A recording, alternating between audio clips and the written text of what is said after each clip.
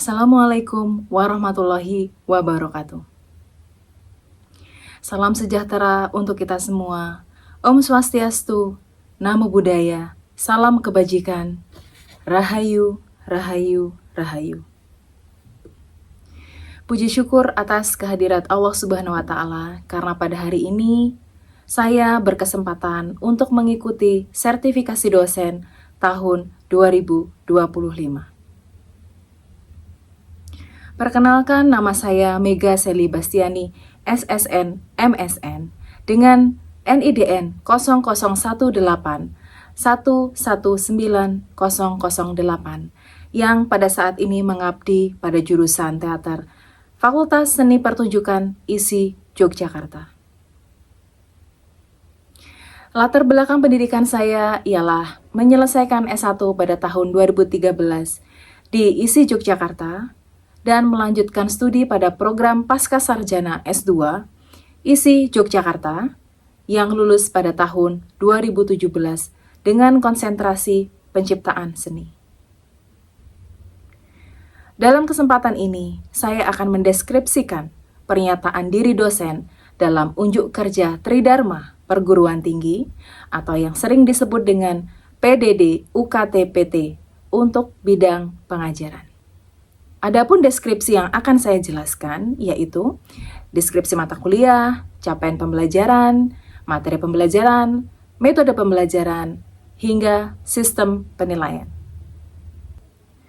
Mata kuliah skenografi merupakan mata kuliah wajib yang diikuti oleh mahasiswa semester 3 dengan bobot 3 SKS.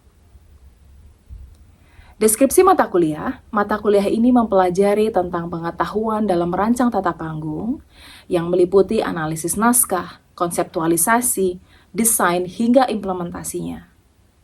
Mahasiswa belajar mempertimbangkan berbagai faktor, mulai dari faktor teknis hingga faktor estetis, termasuk jenis-jenis panggung, tata ruang, serta hubungan antar elemen di dalam visualnya.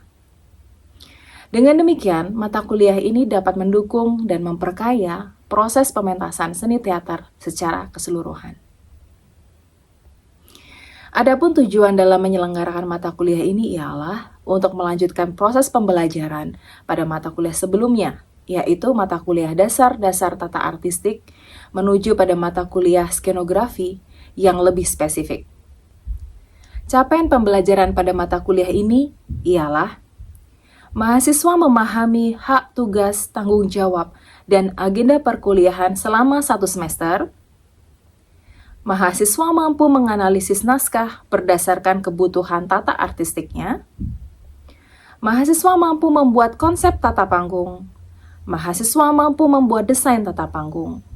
Dan yang terakhir, mahasiswa mampu mengimplementasikan antara konsep, desain, perancangan tata panggung berdasarkan hasil dari analisis naskah. Selanjutnya ialah materi pada mata kuliah ini. Yang pertama ialah hakikat ruang, berikutnya adalah jenis-jenis panggung, berikutnya adalah metode perancangan, analisis naskah, konsep dan desain, RAB dan maket, hingga perwujudan. Metode pembelajaran pada mata kuliah ini ialah penyampaian materi, diskusi, praktek, hingga unjuk kerja.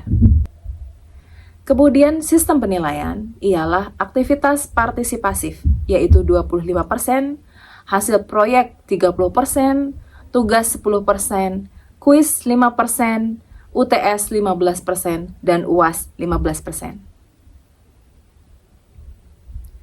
Video ini saya buat sebagai bentuk komitmen dalam menjalankan tugas Tridharma Perguruan Tinggi, serta untuk terus meningkatkan profesionalisme sebagai seorang pendidik. Berikut cuplikan video pada mata kuliah skenografi. Atas kurang lebihnya, saya mohon maaf. Terima kasih. Wassalamualaikum warahmatullahi wabarakatuh. Selamat menyaksikan. Oke, baik. Assalamualaikum warahmatullahi wabarakatuh. Waalaikumsalam warahmatullahi wabarakatuh. Salam sejahtera, Om Swastiastu, Namo Buddhaya, salam kebajikan, Rahayu.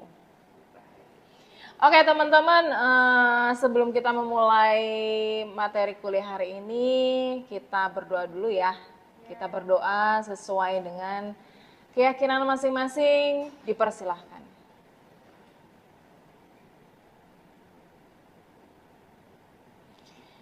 Sekian cukup berdoanya. Oke, hari ini kita masuk di pertemuan ke berapa, hayo? Ketiga ya.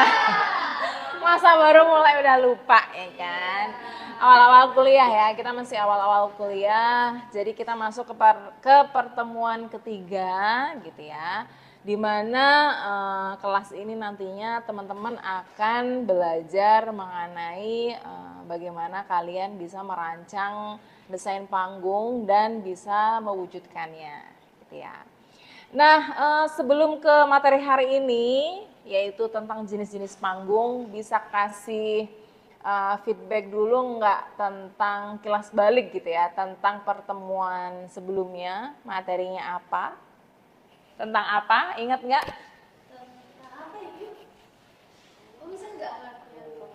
Tentang ruang dan panggung pertunjukan. Oke, ada dua ya, ada dua tentang ruang pertunjukan itu apa dan panggung pertunjukan itu apa. Silakan mungkin kita sambil nginget-nginget dulu gitu ya, sebelum kita masuk ke materi hari ini. Ruang pertunjukan itu apa sih? Silakan. Siapa yang bisa? Boleh, Luna? Ruang pertunjukan adalah area yang dirancang untuk pertunjukan seni. Oke, betul. Jadi, kasih bos. Jadi kalau area pertunjukan itu, ruang pertunjukan itu adalah areanya ya, area di mana dia dirancang untuk sebuah pertunjukan gitu ya. Tentunya pertunjukan seni ya. Nah, berikutnya kalau panggung pertunjukan, bedanya apa sih? Silakan. Saya. Yuda or Widi? Widi deh, silakan Widi.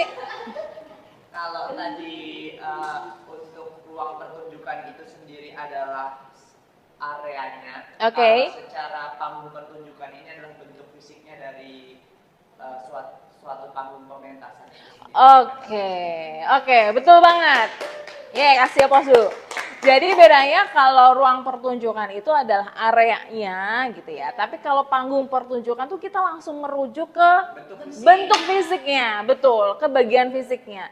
Bagian fisik dari sebuah pertunjukan seni, pementasan seni, betul. Gitu ya, kurang lebih materi kemarin seperti itu. Nah, kita menuju ke materi hari ini setelah teman-teman minggu lalu mempelajari tentang itu ya, tentang ruang dan panggung pertunjukan. Berikutnya adalah jenis-jenis panggung nih. Apa aja sih jenis-jenis panggung yang bisa kalian pakai, yang bisa kalian implementasikan ke dalam pementasan seni khususnya teater. Kita mulai saja. Ya, jadi ada beberapa jenis panggung gitu ya yang digunakan untuk menciptakan pengalaman pertunjukan yang berbeda-beda gitu. Jadi setiap panggung itu mempunyai bahasanya apa ya? Mempunyai experience, betul. Mempunyai pengalaman, mempunyai jiwa gitu ya, mempunyai soul-nya masing-masing gitu ya untuk memiliki pengalaman yang berbeda gitu ya. Baik untuk pemerannya, untuk senimannya maupun penontonnya gitu ya. Nah, berikut jenis-jenisnya. Oke, baik. Yang pertama adalah panggung proscenium. Nah, sebenarnya kita sudah punya ya teman-teman panggung proscenium di gedung ini gitu, di jurusan ini gitu ya. Betul, namanya proscenium Gedung Rendra ya. Nah, pengertiannya adalah jenis panggung teater di mana penontonnya itu duduk menghadap langsung ke satu arah aja. Gitu. Jadi kalau proscenium itu satu arah ya, penontonnya ngelihat ke satu arah dan selalu biasanya itu di depan, nggak mungkin satu arahnya di belakang gitu ya, di depan seperti melihat ke dalam bingkai gambar atau frame. Gitu. Biasanya tuh kalau proscenium ya pasti ngadep ke depan satu arah dan ada bingkainya, jadi seolah-olah kayak kita ngelihat frame. Gitu ya. Nah, panggung ini memiliki lengkungan proscenium. Jadi lengkungan kalau zaman dulu itu kenapa disebutnya proscenium? Itu proscenium sebenarnya artinya adalah lengkungan. Kalau zaman dulu itu ngelihatnya tuh arsitek zaman dulu itu bikinnya tuh lengkungan proscenium gitu. Lengkungan proscenium atau biasa disebut dengan proscenium art gitu ya, yang membingkai area panggung. Jadi semua tontonan baik teater, tari atau musik gitu ya, itu tuh ada di dalam lengkungan itu, ada di dalam frame itu gitu ya, yang membingkai area panggung dan berfungsi sebagai batas antara penonton dan pemain. Jadi si frame-nya atau si proscenium atau si lengkungannya ini menjadi batas gitu ya antara si penonton dan pemainnya gitu ya. Nah, biasanya bagian depan panggung itu menjorok ke arah penonton dan disebut sebagai apron. Dan panggung kita juga seperti itu ya. Kita sama juga, kita punya lengkungnya sebagai frame dan juga apron. Oke, itu tadi kurang lebih ya pengertian tentang proscenium. Nah, berikutnya lagi adalah karakteristik panggung proscenium. Itu apa aja sih? Gitu. Yang pertama itu pandangan tuh harus frontal, harus wajib ini ke depan gitu ya. Nggak mungkin dia itu area pemainnya ada di samping kanan atau samping kiri, itu nggak mungkin. Jadi harus di depan mata kita, di depan mata penonton gitu. Jadi penonton hanya melihat pertunjukan di satu sisi saja gitu ya, yaitu bagian depan. Sehingga pemain harus menyesuaikan penampilannya untuk fokus ke arah tersebut gitu. Jadi pemain itu tuh harus pintar-pintarnya pemain bagaimana dia bisa mencuri perhatian penonton tapi di dalam satu arah, di dalam satu pandangan saja gitu ya. Terus berikutnya lagi karakteristik lainnya adalah bingkai, yaitu lengkungan yang tadi saya bilang ya, bingkai atau frame atau kalau zaman dulu itu lengkungan proscenium gitu ya, yang memberikan ilusi seolah-olah gitu panggung adalah gambaran hidup dari sebuah bingkai. Jadi bingkai ini menandakan bahwa seolah-olah kita tuh menonton di sebuah kamera. Zaman dulu nggak ada kamera, jadi kayak di sebuah hayalan bingkai gitu ya, yang membatasi antara si penonton dan si pemain gitu, seperti itu. Terus berikutnya lagi adalah karakteristiknya biasanya nih harus ada tirai gitu ya, yang terakhir. Jadi panggung proscenium biasanya dilengkapi dengan tirai gitu ya, yang dapat dibuka ataupun ditutup sebagai penanda awal adegan dan akhir adegan gitu ya. Dan kebetulan panggung kita mempunyai ini semua gitu ya. Sudah kalian lihat juga mungkin kemarin-kemarin teman-teman latihan di sana, teman-teman sempat main di sana, ada bingkainya atau prosceniumnya atau frame-nya, kemudian ada tirainya, terus satu lagi mungkin ada apronnya ya tadi ya, ada area yang menjorok ke depan ya, betul seperti itu. Terus berikutnya lagi adalah ini contohnya, langsung pada contoh, ini saya kasih contoh di Gedung Kesenian Jakarta. Ini bangunan tua ya, peninggalan bersejarah gitu, peninggalan pemerintah Belanda ya, yang hingga sekarang masih berdiri kokoh di Jakarta. Letaknya di Jalan Gedung Kesenian nomor 1 Jakarta Pusat gitu ya. Nah, gedung ini merupakan tempat para seniman gitu ya dari berbagai Nusantara gitu ya untuk mempertunjukkan hasil kreasi seninya seperti main drama, teater, film, sastra, tari dan sebagainya, musik gitu. Kurang lebih seperti ini gambaran dari jenis panggung proscenium. Oke, berikutnya yang kedua adalah panggung arena atau kalau bahasa Inggrisnya theater in the round ya. Apa sih sebenarnya? Nah, kalau panggung arena ini adalah jenis panggung di mana penonton itu duduk mengelilingi panggung di semua sisi. Dan kebetulan kita juga punya ya panggung arena di kampus ini gitu. Jadi panggung ini bentuknya biasanya melingkar atau persegi sehingga pemain itu harus bisa berakting gitu ya dengan mempertimbangkan setiap sudut atau setiap sisi dari panggungnya gitu. Jadi beda dengan panggung proscenium. Kalau panggung proscenium adalah satu arah gitu ya. Jadi pemain atau sutradara harus bisa beradaptasi dengan satu arah gitu ya, penonton satu arah. Tapi kalau panggung arena si pemain, si aktor, si sutradaranya juga harus bisa merespon di berbagai sisi karena dia bentuknya nggak cuma satu arah aja tapi di berbagai sisi, gitu ya. Kita lihat dulu karakteristiknya. Oke, baik. Berikutnya adalah kita mau membahas karakteristik lagi tentang panggung arena ya. Yang pertama adalah panggung arena itu menawarkan kedekatan gitu ya, keintiman gitu dengan pemain dengan penonton gitu ya. Jadi penonton itu biasanya duduk sangat dekat gitu ya dengan panggung, dengan area panggung sehingga memberikan pengalaman yang lebih intim dan harus interaktif gitu ya. Jadi antara si pemain atau aktor dengan penonton itu deket banget, intim banget gitu.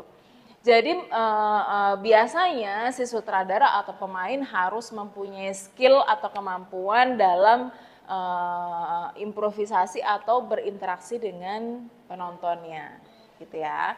Terus kemudian karakteristik lainnya adalah fokusnya multisisi. Jadi pemain perlu memperhatikan sudut pandang penonton dari semua sisi ya, teman-teman ya. Sehingga pergerakan dan blocking atau penempatan aktor di panggung itu menjadi lebih dinamis. Jadi bedanya dengan panggung proscenium, panggung arena ini mempunyai tawaran yang lebih dinamis. Jadi nggak statis, kita nonton itu aja gitu ya. Jadi si pemain itu harus menawarkan permainan-permainan atau blocking-blocking tempat yang menguntungkan bagi penonton. Jadi tidak hanya satu sisi aja, gitu ya. Terus berikutnya biasanya itu desainnya minimalis, gitu. Jadi karena nggak ada dinding di belakang panggung atau di sisi lain, mau nggak mau biasanya atau seringkali itu desainnya yang minimalis, gitu. Misalkan nih, katakanlah kursi, gitu ya. Kursi bisa jadi meja, terus kemudian dia dilipet di apa jadi tempat tidur dan sebagainya gitu. Biasanya menawarkan itu desain yang minimalis gitu ya. Terus berikutnya lagi adalah pencahayaannya itu menyeluruh. Jadi pencahayaannya itu harus mencakup di semua sisi karena panggungnya itu memusat gitu ya, memusat pada satu tempat aja gitu ya, yang muter penontonnya, yang penontonnya itu keliling. Jadi mau nggak mau pencahayaannya tuh harus menyeluruh di semua sisi, gitu ya. Terus berikutnya lagi adalah memberikan pengalaman yang lebih imersif. Imersif itu terlibat gitu ya, yang lebih melibatkan penonton gitu ya, karena mereka merasa lebih dekat dengan si aktornya atau aksi dari pemainnya gitu. Oke, berikutnya lagi adalah pemain harus lebih dinamis gitu ya, karena mereka perlu memperhatikan sudut pandang yang tadi saya sampaikan ya, dari berbagai sisi. Terus berikutnya lagi adalah kalau ini nih lebih ke bukan kekurangan ya, mungkin setiap panggung itu mempunyai kelebihan dan kekurangan masing-masing. Kalau ini tantangannya adalah bagaimana gitu ya menyembunyikan perubahan set biasanya. Jadi ketika ganti adegan gitu ya, adegan satu dengan adegan lain, itu bagaimana si sutradara dan tim artistiknya gitu ya mampu membuat perubahan adegan atau perubahan setnya itu lebih soft gitu ya, lebih halus aja, nggak bisa yang ubruk langsung jadi gitu, nggak bisa. Harus mempertimbangkan penonton yang jaraknya yang dekat gitu ya. Oke, terus berikutnya lagi adalah langsung kepada contohnya adalah seperti ini. Jadi contohnya kalau panggung arena yang sesungguhnya itu adalah dia memusat seperti ini gitu. Nah kebetulan arena yang ada di jurusan kita itu tuh belakangnya masih tertutup ya teman-teman ya. Jadi nggak yang full arena sebetulnya. Tapi kalau arena yang sesungguhnya itu tuh seperti ini, melingkar, betul. Kayak di plaza. Kayak di plaza, betul. Sebenarnya ya arena sesungguhnya itu plaza sih, seperti ini, gitu ya. Nah biasanya kalau zaman dulu gitu ya, itu pertunjukan sirkus itu pasti di arena, betul, gitu ya. Atau kalau zaman sekarang juga teater-teater eksperimental, konser musik, gitu ya. Itu membutuhkan interaksi yang lebih, membutuhkan interaksi yang dekat dengan penonton. Oke, baik. Dari sini silahkan ada pertanyaan dulu nggak? Kira-kira dari teman-teman. Dari aku, Mbak. Boleh, silakan Widi. Kalau tadi kan Mbak bilang bahwa teater arena kita tuh nggak kayak teater panggung arena sendiri karena di belakangnya kan tertutup. Berarti itu tuh termasuk jenis apa ya, Mbak? Oke, pertanyaan yang menarik banget. Jadi kalau arena yang saya jelaskan itu kan dia nggak ada penutupnya sama sekali ya. Dia bisa dilihat dari berbagai sisi seperti gambar ini gitu. Sementara kalau yang kampus kita punya adalah kurang lebih mirip seperti ini, tapi bagian belakangnya ada penutupnya gitu ya. Nah sebenarnya itu adalah ini sih adaptasi dari kebutuhan di jurusan, di fakultas ini gitu. Jadi karena fakultas ini dari berbagai jurusan, berbagai prodi, program studi gitu ya, makanya panggung yang di belakang itu ditutup karena untuk biasanya memfasilitasi gamelan gitu. Jadi karena ada jurusan karawitan, ada jurusan etnomusikologi gitu ya, ada jurusan musik sehingga mereka membutuhkan area pemain musik untuk diletakkan di belakang sehingga terjadilah panggung yang sekarang. Jadi panggung yang sekarang yang kampus kita punya itu adalah adaptasi lah ya, adaptasi dengan kebutuhan di fakultas ini. Pertanyaan yang menarik, tapi sebenarnya kalau dikategorikan dia bisa masuk di kategori panggung arena. Oke, dari sini teman-teman ada pertanyaan lain, silahkan. Cukup jelas? Jadi kurang lebih tadi ada 2 jenis panggung ya. Yang pertama adalah proscenium, yang kita punya juga, yang kedua adalah panggung arena.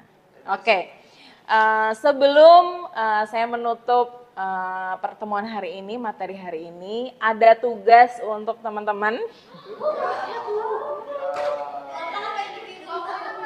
Tugasnya sayang sekali adalah individu, nggak kelompok gitu ya.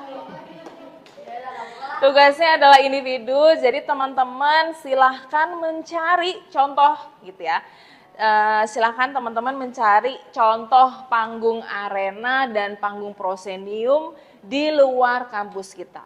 Jadi silahkan teman-teman datang langsung ke tempatnya, kalian survei, kalian foto, kalian ukur, kemudian kalian analisis, kemudian kalian tulis, kalian deskripsikan jenis panggungnya, 2 panggung itu ya, panggung proscenium dan panggung arena.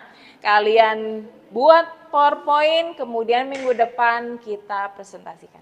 Contohnya berapa? Contohnya minimal 2 gitu ya. Jadi 2 arena, 2 prosenium. Tempat yang berbeda. Di tempat yang berbeda. Oke, baik. Jadi kalau di Yogyakarta ini kebetulan adalah banyak kampus gitu ya, banyak gedung, itu banyak panggung juga. Di kampus-kampus, di gedung-gedung itu banyak panggung. Nah, silahkan kalian cari informasinya, silahkan kalian datangi tempatnya, kemudian kalian analisis.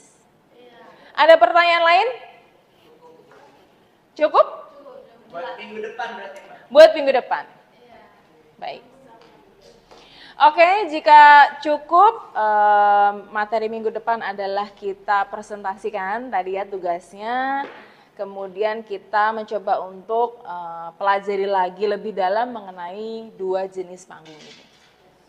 Oke, terima kasih kehadirannya teman-teman, terima kasih partisipasinya. Saya cukupkan. Wassalamualaikum warahmatullahi wabarakatuh. Selamat siang.